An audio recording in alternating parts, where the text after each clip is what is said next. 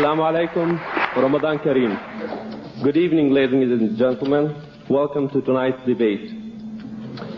As President Jennings said, I'm Suhail Zidane, President of the Arab American Friendship Society, which is co-sponsoring tonight's debate with the Campus Committee on Latin America and the Schoolery's Distinguished Lecture Series. We, the student sponsors of tonight's debate, believe that citizens of a democracy have a special responsibility for the actions of the government. An informed public is one that is properly equipped to assume this responsibility.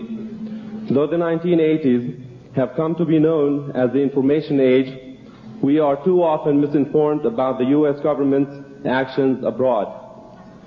It is our sincere wish that tonight's debate will be an important event in each of your quests for knowledge about the government's foreign policy in Latin America and the Middle East. We hope this event will encourage a rich and ongoing dialogue in your classrooms, your homes, with your friends, and at future events like this one. Our two student organizations are dedicated to creating a U.S. foreign policy that is based on the informed respect of the people of other nations. Tonight's guests are highly qualified to address the topic of U.S. foreign policy in Latin America and the Middle East. Our first speaker is Professor Noam Chomsky.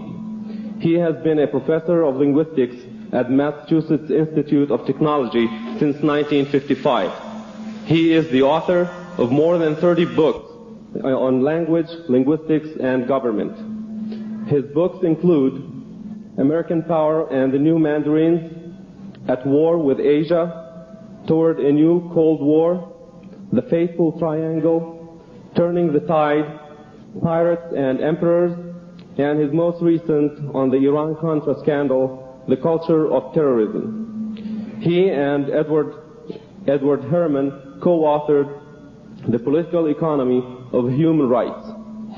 Noam Chomsky has a bachelor's, master's, and doctoral degrees from the University of Pennsylvania, and he has several honorary degrees.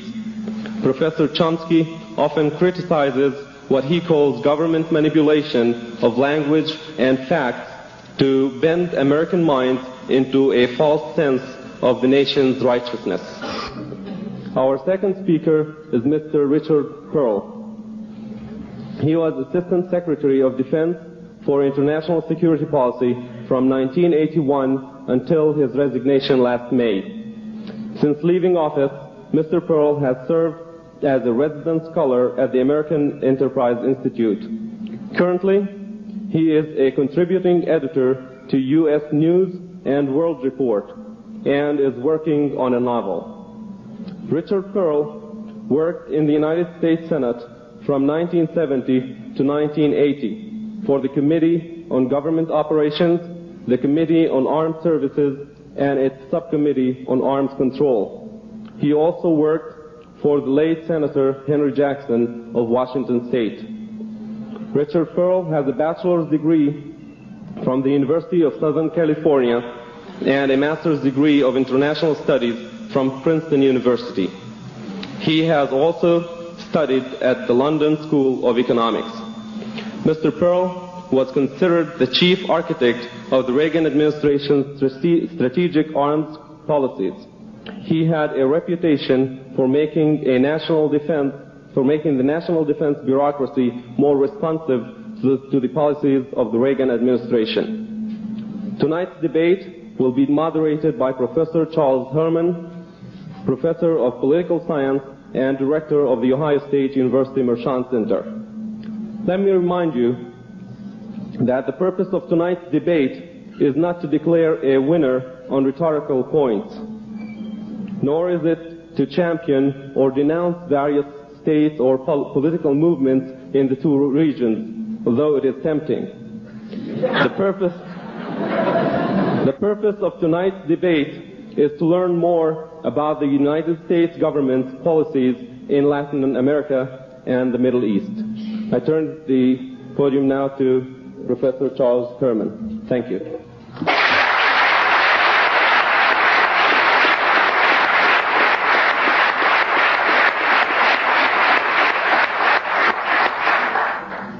Thank you, Suhail, and welcome. Let me say a word about the procedure for tonight's dialogue. We have asked each speaker to make an opening statement of approximately 10 minutes. Following their opening statements, they will return to their tables and have a brief exchange, asking each other questions about their opening comments. Following that, we will entertain written questions from the audience. If you would like to write a question, my suggestion is that you prepare it during their opening remarks, and then following those initial statements, we will have ushers passing up and down the aisles to collect statements from you. This will be your first chance to introduce questions into tonight's dialogue. Backstage, we had a coin toss to decide who would go first. And the result of that is that Dr. Noam Chomsky will be our first speaker. Dr. Chomsky.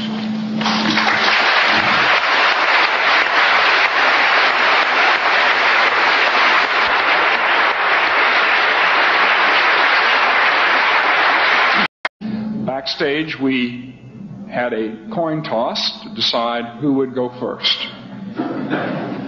And the result of that is that Dr. Noam Chomsky will be our first speaker.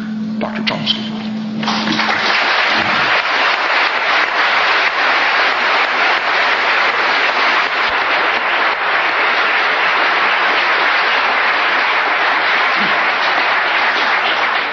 Mr. Herman didn't say that he got the wish of a lifetime by tossing a coin. He said, felt that he was really out there on the football field. When we investigate the foreign policy of any state, we find, first of all, an official doctrine that attributes to state policy honorable intent, though occasional failure, due primarily to the machinations of evil enemies. Thus, Soviet propaganda proclaims the commitment of the Soviet Union to peace, democracy, and human rights, describes the Soviet posture as defensive, and identifies U.S. imperialism as the prime source of disorder and suffering throughout the world. Official U.S. doctrine is the mirror image, and the pattern is far more pervasive, if not universal. If we investigate further, we regularly discover that official doctrine is quite inconsistent with the historical and documentary record. In our case, we are fortunate to have access to a rich documentary record for earlier years. We discover, not surprisingly, that it conforms to the pattern of evolving events and is entirely inconsistent with widely proclaimed doctrine. Now, I cannot hope to establish these conclusions in a few minutes. Rather, I'll try to sketch the main outlines of what I believe you will discover if you explore the record on your own, as I very much hope you will. I'll focus on Central America and the Middle East in the post-World War II period, but the record for earlier years and other regions is much the same. The United States emerged from World War II in a position of global power with few, if any, historical precedents, and U.S. elites were well aware of the fact. Through the 1940s, they carried out sophisticated geopolitical planning, which is on record, to fashion a global order that would be responsive to their interests. During the war, top State Department planners carried out extensive studies with the Council on Foreign Relations to develop the general outlines of global policy, later applied to particular regions. They developed the concept of what they called the Grand Area. The Grand Area was to be a region subordinated to the needs of the American economy in a framework of liberal internationalism in which it was plausibly assumed U.S. interests would dominate.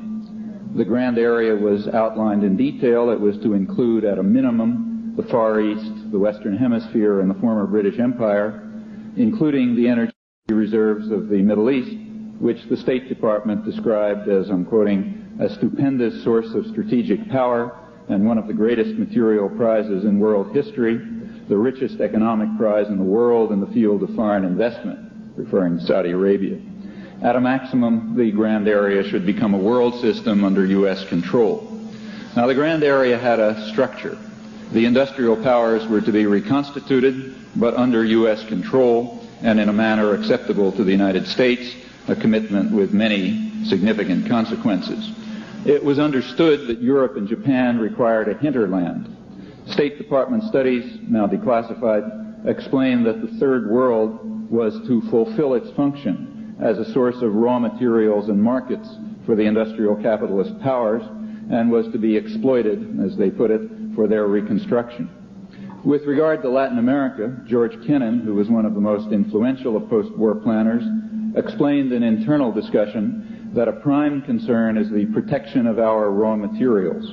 More generally, he observed that we have 50% of the world's wealth, but only 6% of its population, and we must maintain this disparity to the extent possible by force if necessary, putting aside vague and idealistic slogans such as human rights, the raising of the living standards, and democratization, preferring police states if needed over democracies that might be too liberal and too indulgent to what were called communist.